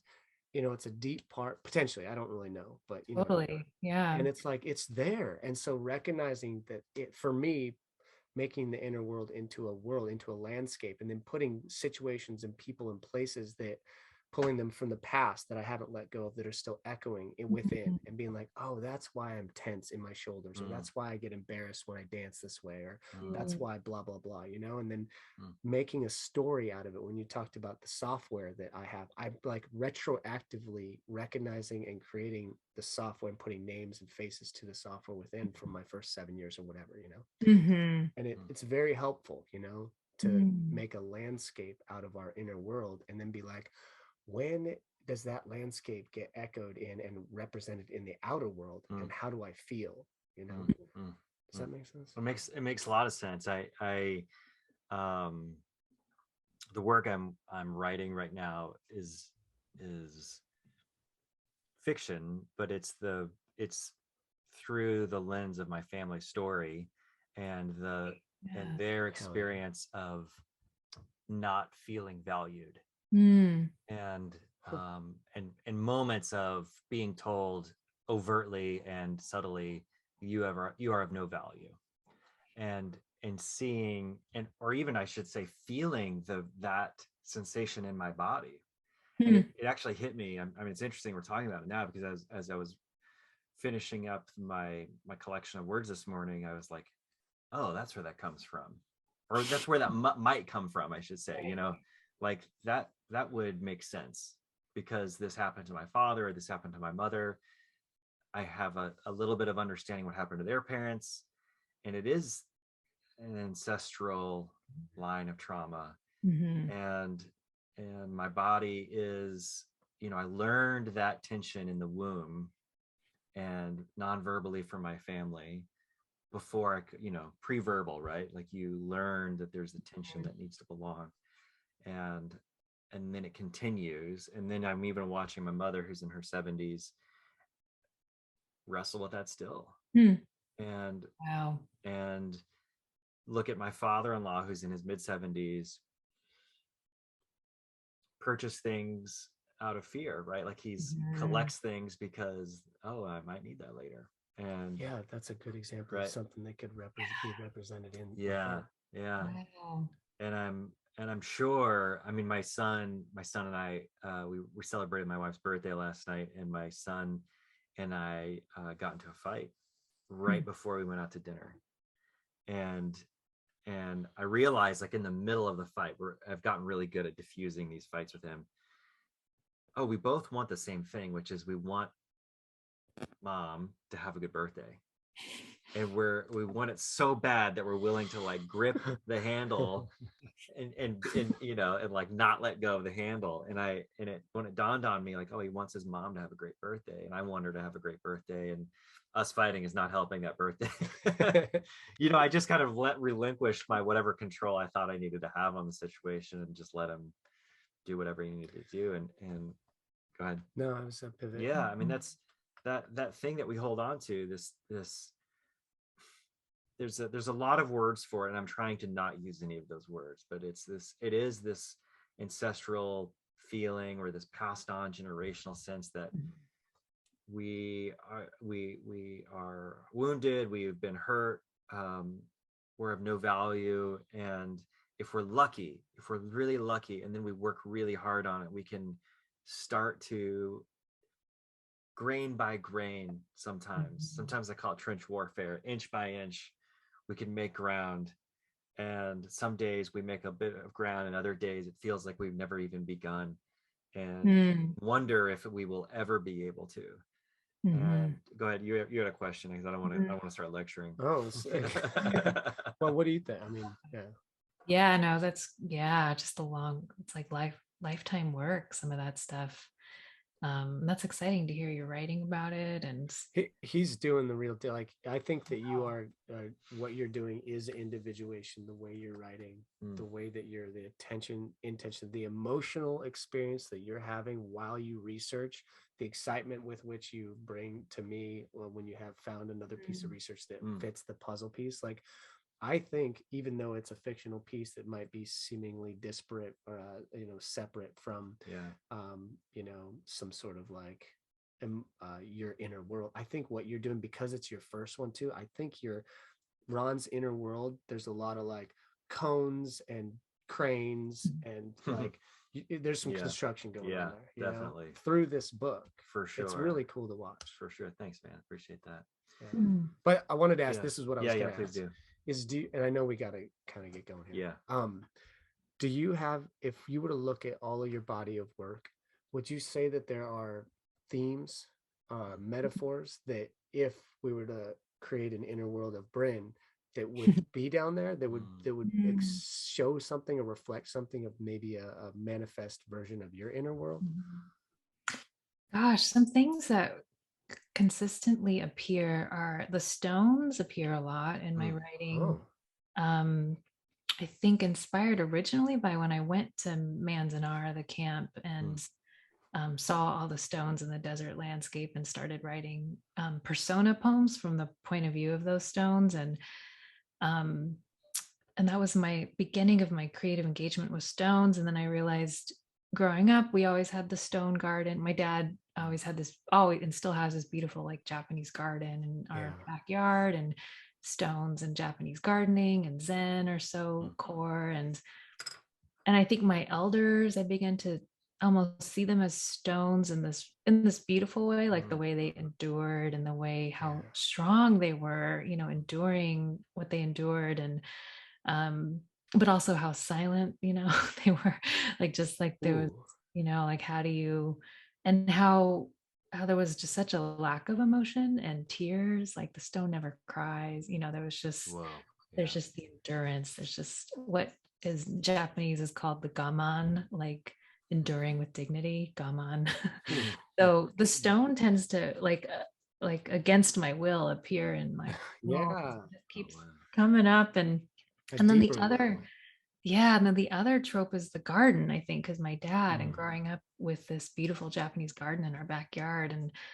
And it's even in the really recent work, it's just like keeps coming back, that garden. And I wonder, I mean, I wonder if, like, for my dad, who's very stone-like, who, he doesn't write poetry, he doesn't write literature, he doesn't make art, but like the garden maybe was his expression, is, it's his art, and him growing and making all that life happen, sort of in the wake of this tragedy. Or I'm wondering if, I'm not sure, I guess it's kind of the Jungian stuff, the psychology stuff, like why are they float around in there, and what do they mean, and are they mine, are they ancestral, are they, where is this, why is a stone always appearing? And so those two came to mind when you, thank you for that question, it's a beautiful question. Those are the things that beautiful answer. Been thinking a lot about that as I try to think about a title for the latest work. I'm like, well, there's stones in the garden, and like I'm trying to figure, like what are the images that keep rising. That's great. Gosh, I know that I could keep talking with you for a long time, and I will spare you from having to listen to us. You're an amazing listener. You're too good of a listener for these two. I'm serious. People are going to listen to this. They'll be like, "That was cool." That was a great interview. Nice to hear from Brynn. I really appreciated this chance to talk with and hearing just more about the questions that are alive for both of you. I think it's helping me think into my questions as well. So well-being, well-being, mental, physical health. It's what we have all the time. Sexuality, mental well-being, physical well-being. There's like these 5, 10 things, that are just like dominating, for me at least. And it's nice to get someone who is in a field, and a thriving in their field, very specific field, and then you talk about things that maybe aren't quite the field, but you get, I love that dynamic, and you dip in and out of it. I did want to ask, and we didn't ask you this beforehand. You sent me a couple of your poems. You reading your poems. Me and Ron were listening to them. But do you mind reading one of your poems? Maybe a new poem, maybe an old one, whatever. To close. Take us out on that. Let's see. Well, I could read. It's one of the letters. Since we've talked about my dad and the stones and the garden so much, let's see if I can pull it up. I can read the letter I wrote to my dad after we went to Gila River, and let's see. It's gonna take a second here. I wish we had that poem that you wrote. And I'll put in the chat. If you want to read along, there's a version of it online, and then you can also read my dad's response to what I wrote to him. I'll throw that in the chat. So that's your dad? Yeah, that's my dad. So you know Dave Lale, my husband. He took that photo. He did a series of portraits. That's a good picture. And he did that one of my dad. So it's such a great photo. Portrait of him. It's really good. So I'll read now in the book. It's called Letter to my father. There's a new way I see the garden now, the one you've been tending for decades on Garden Avenue of all names, the street of our family home. In haiku, written by former camp prisoners, days and seasons are tracked by the falling leaves of the moss rose petal to earth. Poets in camp numbered months and years by the memory of their home gardens left behind on the West Coast, flowering rhododendrons and peony buds they imagined as vibrant, stalks remaining firm. I think of us traveling that week in the summer of 2019, away from California, along the train's course, through Arizona and on to Gila River. How far I brought you from your garden. Did you think of the sagos, the summer tomatoes and basil, the azaleas and red maples, the night blooming lantana, trees needing trimming, grass going brown, all of the work awaiting you? Did you imagine the dogs chirping, the silent white bucket, and mom dragging the hose across the lawn to wake the fountain? Here in the Southwest, I find myself pining for the great Central Valley, as I did when I lived in New York, or that decade by the bay, exhausted from cold bridges and colder waters, longing with my entire body for the landscapes of childhood's kingdom, smog dust and all. I understand now I am nothing. I am the daughter of a living father, blessed to be returning to you after our fire and ice travels through North American landscapes, spotted by our elders' lives, their prison desert homes, and other jails and prisons with and without bars or barbed wire. You were not taken. In the night and shirtless, you were not captured or broken by the century's light despite my nightmares. You took your time in the summer garden, where Lee and I played as the light set, basiling our bodies against mosquitoes, baking mud sweets in California's sugary dusk. Dad, your voice is wise now, beyond kindness. I'll see you soon. That is beautiful. Thanks. Thank you for sharing that with us.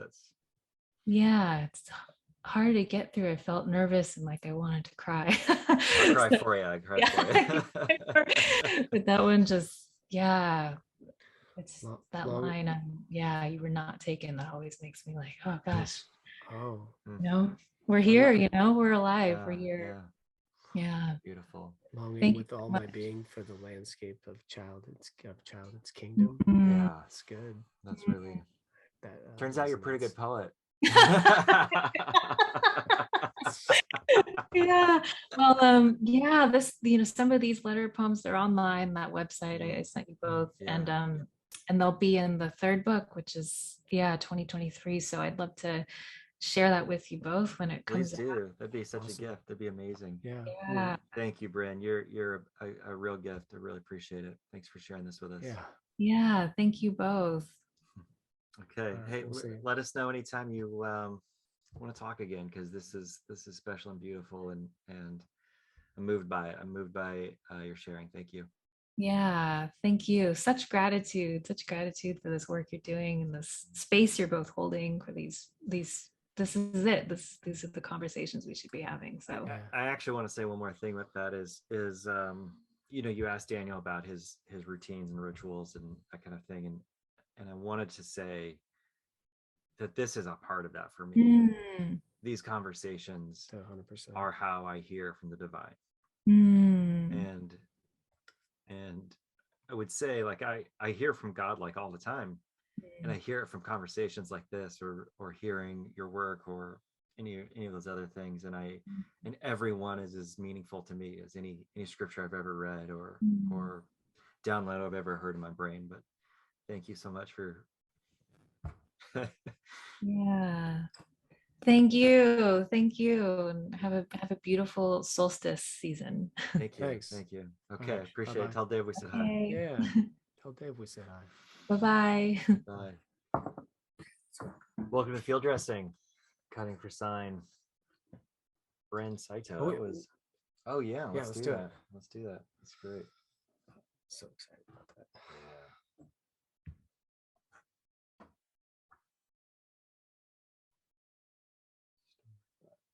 Yeah. Okay. Yes.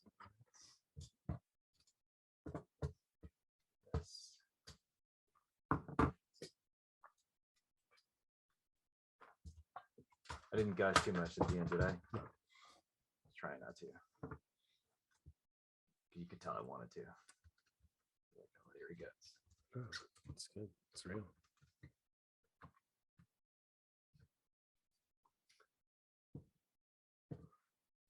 So now we're speaking to the phone.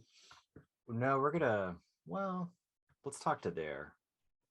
Really? Yeah, because cool. That's the original thing, I and see. that's will just. And this will be Insta. Yeah. So we are still recording. We're live. Welcome to Cutting for Sign. This is the field dressing. Yeah, awesome. That's good. Hey, cool. Instagram, we're over there too. How you doing? I was really moved. I mean, Brynn's poem from from her book Dear Dash, which you had mentioned at the beginning of the episode, and then was this poem about her dad, was really moving. And I've been working and wrestling with my own memories of my father this last few years, working and writing, and she hit on something. There was a real reverence for her father and where she grew up and the land she was in and all those things. And I know there's no amount of words I can say that'll capture that. And we'll put a link to that poem in the show notes, but that was moving. Because of the work you've been doing on writing on your dad. I mean, I cry all the time, man. I mean, I don't know how many times you've seen me cry, but I probably get teary-eyed like once a week thinking about things. Do you cry more than that? I cried last night and I cried during that podcast. Yeah, I mean, I probably do that. I mean, it's often. It feels often. I feel to me. Like you cry more than that. That's I definitely do. It wasn't. That's it. Like, do better. Is that all I got? It was that I don't believe it. I think that you cry more than that because I see you cry all the time. Yeah, I feel like I see you cry once a week. You got to be crying other than with me, unless I just bring it out of you. It's mostly you. It's mostly you. And it's usually no. Like I pain. Cry. Hey guys, I cry all the time, and I do because I feel deeply about my experience on Earth and in witnessing other people's experiences, and it happens to be at strange times. I remember. Maybe I'm projecting on certain people, but I've been in moments where I'm like trading money for coffee or something like that, and I see pain in their face. Yeah, and it gets me, and I'm getting my change and trying not to cry about whatever I imagine that person is going through. But as we were talking with Brynn and talking about the different ways that we try to take care of ourselves, and we mentioned relaxing our face and relaxing the tension in our body, and the reality is we're all carrying around some amount of stress and some amount of weight of not knowing the answer or wondering how things are going to turn out. Or I could continue on ad nauseum around those things, but we don't know what each of us are going through. Yeah, and sometimes a small expression in someone's face or the tone of their voice gets me, and reality sets in for me, what I perceive to be reality. Well, no, I think that it kind of speaks to what we were talking about in the inner world. When you get something in the outer world that touches and aligns and individuates with the inner world, maybe then an emotion gets expressed. And if our inner world is a landscape, there are places that are walled off, and there's places we don't go, and maybe that's because there's a child in there crying or in pain, or I don't want to get too like cheesy about it, or just suffering in some way. But it's not like you can just be like, well, I want to go to that place all the time, especially potentially as men, especially potentially in this society. I don't really want to get too into that, but when it comes for me, I'm like, I need the person I'm with to be supportive. Like last night I was talking with someone, I was talking about my pops, and I was just like, I went to that spot, and I looked at this person's, I don't know very well, but I like trusted them because their body language was like, they relaxed. They didn't get uncomfortable. If they did get uncomfortable, they didn't give themselves shit for it. It was just, we were just there. Yeah. And they didn't try to fix my problem. They didn't try to like talk about it. They just let me be, you know, because I don't know why they did that, but I was very grateful, you know. And I think for me, tears are valuable. Tears are gold, you know, and when it comes, it needs to come. And I really am a proponent of letting that out. Yeah. Yeah, definitely. You know what I mean? Like adults cry. Yeah. Yeah. This adult cries with some frequency. A high frequency.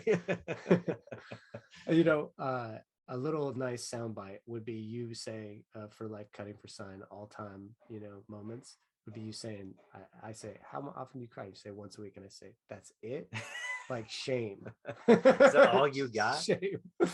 Is that all you got? That was cool, man. That was cool. That was that my first time crying on air? No, I've cried before. Several times. I see. That's the thing. You're a sensitive motherfucker. That's awesome. I am. It's good. I'm glad you do that. Yeah, yeah. I do. What? That I kind of want to talk to poets more often now. I mean, because we were talking at the very beginning of the podcast. We were talking about the need for nuance and the need for the what when you were talking earlier. What I kept thinking of was a ball of yarn. And how threads can come up on a ball of yarn, and you're not quite sure where you need to start to unwind it. And and I think that's where language and poetry help. I don't know if they solve it, but they help. Or they help me, at least, understand something a little bit deeper. You know, it's cool that you said that, because poems do. A good poet, and I don't mean to like judge or rank poets. Wouldn't even be to know how. Yeah. But for me, I reckon there's a certain thing that a poem can do, where is they shine light or crystallize before that moment nebulous idea. It's like that moment that a nebula has been like spinning for millions of years, and then it starts to ignite a star, you know. And that transition from nebula to star is what poets do. A good poet does for me. A good poet could just be, you wrote a poem that allowed you to work through something and express something. That's a good poem too, don't get me wrong. But a professional good, like there's just another level that is out there. And it's always mysterious to me. Like, how do you decide whether it used to be, how do you decide whether or not someone's poetry is good, you know, and that you want to publish it? And then you read someone's poetry who's like, they've got a command of the language. It's not even a command of the language. That's just the tool. It's that they felt something and saw something, and then they were able to capture it and make a sculpture out of it with words. Yeah. I think you wrote a poem just a moment ago, when you called a nebula turning into a star what a poet does. I think that's what they do, man. Yeah, it's beautiful, and it's rare. I was recently, last year, I was briefly dating someone who was a poet, like a professional poet, published professional poet. And I was like, let me read your poetry. You know? Ready? Yeah, let me read it. I know. And I read it, and I was like, you're good. Yeah. And I was like, tip of the cap, girl, because that's fucking gangster. That's so good. I was so touched. Oh, man. You know? It's that's how I felt listening to Brynn just now. Like we listened to some of her work before, and I had gotten into some of her work prior, and but then to hear her do it for us, to perform and read that, and then also hearing some backstory. I think that's a real treasure of this episode, because she gives us some backstory to the poem itself that she reads. And that inner world answer that she gave was great. So good. So good. That's it right there. Someone who has a body of work that's honest, it's creative, it's something they put conscious intention to, but they for some reason are able to still have the door to their subconscious open and communicating with their conscious, and then get crystallized or put onto a page. And then you do that for a career, you know, and now you have a body of work, and you look back and she's like, yeah, you know, stones keep coming up without my, you know, it's not my will, you know. And then you're like, yeah, so maybe there's a little secret place in Brynn's inner world where there's a garden, and there's statues of her family, but these statues are also alive, but they the rules are different in the inner world, and you don't have to eat and be blood, but they're alive. So they're stones, but they're alive. And I just like playing with that. I think it's so valuable. It is so valuable. It is so valuable. Yeah, that is really valuable. I'm still kind of like enthralled by that poem she made. I mean, she performed for us. She read to us.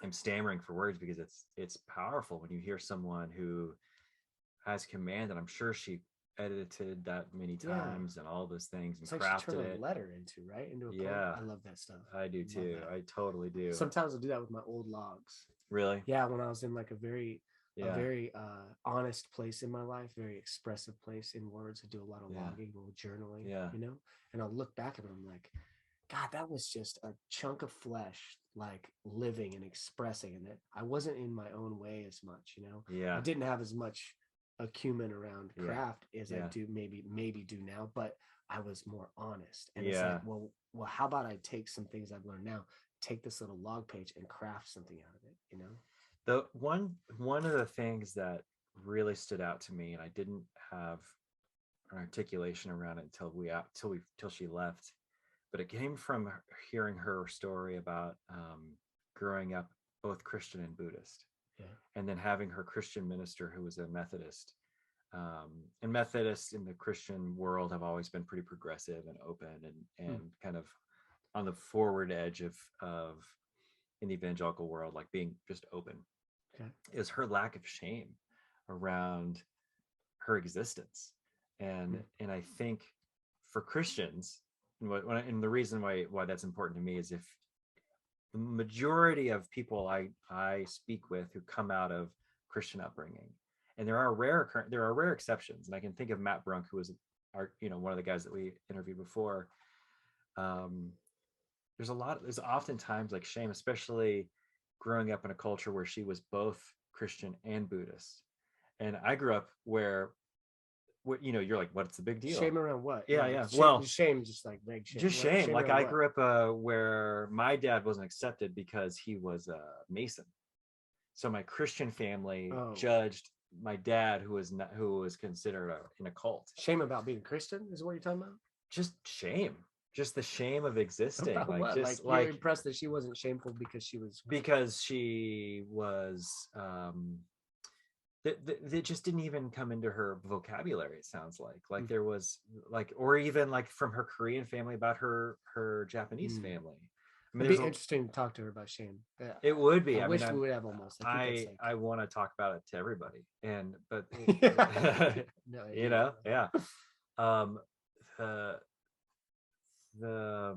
the freedom that she has around those things is really refreshing to me, and it's odd to me because I that's not how I grew up, and so it's I'm rewriting the software as you described, and I'm picking it up from folks like Brynn or folks like you or others, where I see somebody weigh the paradoxes of life and try to heal themselves or grow or to calm their nervous systems or to be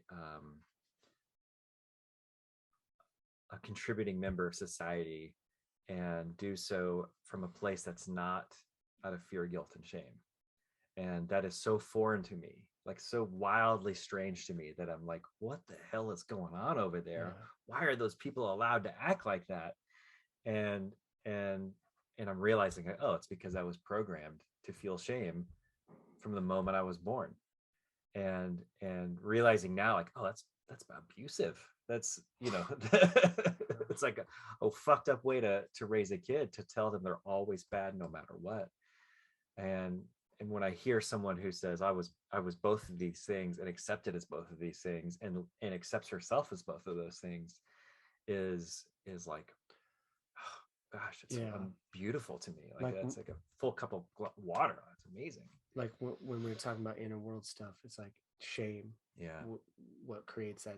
It's like there's something inside you that is stuck saying that you're wrong or bad or not good enough, or like that you should be embarrassed, or whatever. There's a bunch of ways to say it, right? But it's like, how the fuck do you get down there and like change that narrative. You know, like there's this idea that subconscious is just like it's on repetition. Yeah. It doesn't have a conscious mind. It doesn't have, there's no choice there. And so I always think of a great book would be to intend to go into your inner world, make it into a landscape, bring your conscious character there and start like this automated world and start bringing choice and empower this world to like make a choice. I think of Narnia, the book of Narnia. They kind of did that. It was like they went down and it was all cold. And it was like the queen had the rule over everything, and everyone kind of like was like set in their ways. Yeah. And then something goes into there and they mix it up. And I kind of think of the apotheosis of a piece of art that I could personally do, or as an artist would be to do that, at least for myself. And then maybe if it worked, like help others do that too, because there's, I want to get into the inner world and these long, old, ancient voices and just start updating them and being like, you don't need to say that anymore. Yeah. You know, it's not true. Yeah. And I'm the one that has more power, not the like subconscious voice, which can seem so powerful. You know what I mean? Oh, I know totally what you mean. I mean, I hate to admit it, but I have to say out loud very often, you know, some antithesis of the shame I feel by nature, just from the culture I grew up in. Yeah. And it's like wacky to me that I'm a 40-something-year-old man who's like dealing with things from my pre-verbal formation. And then I think, well, like shit, we're all dealing with some version of that, some way, somehow of our value, our place in the world, how we see ourselves, but you know, I think that's what is going back to the way you graded yourself earlier. You gave yourself a C minus. It's better than a D. You know, it's a D last year. But that's trending. I think that's the shame, though, man. It's like but you're measuring it against something that you think should be more. It's all right. It's all right. It's okay to get a C minus in this world because it can motivate. You can give yourself a grade, good or bad. You can give yourself a shameful A, probably. You know. Oh, interesting. I have a C minus. I'm okay with that. I'm proud of that. The best grade I got in college, I was in college for 8 motherfucking years. I took a lot of classes. And the hardest class I ever took was organic chemistry. And I worked my ass off in this class. And guess what I got? A D. C minus. And I was so proud of that C minus, man. It felt like an A. My C minus feels like an A. Yeah. Man. Yeah. Well said. I am going to see if I can find an acceptable place in me, because there's a part of me that wants to be excellent and A+ all the time in everything I do. And I think that, and Brynn talked about that earlier, that ego, it's a crazy amount of pressure. You might want to stop but that. I know, but that's a C minus every once in a while. I'm trying to, you know, I'm like, okay, let's like allow myself to. I can grade you C minus in all kinds of parts of your life. I got your back, bro. Shut this off. Turn it off. Hey, I gotta go. I got a hard stop now, man. That was cool. All right, bye everybody.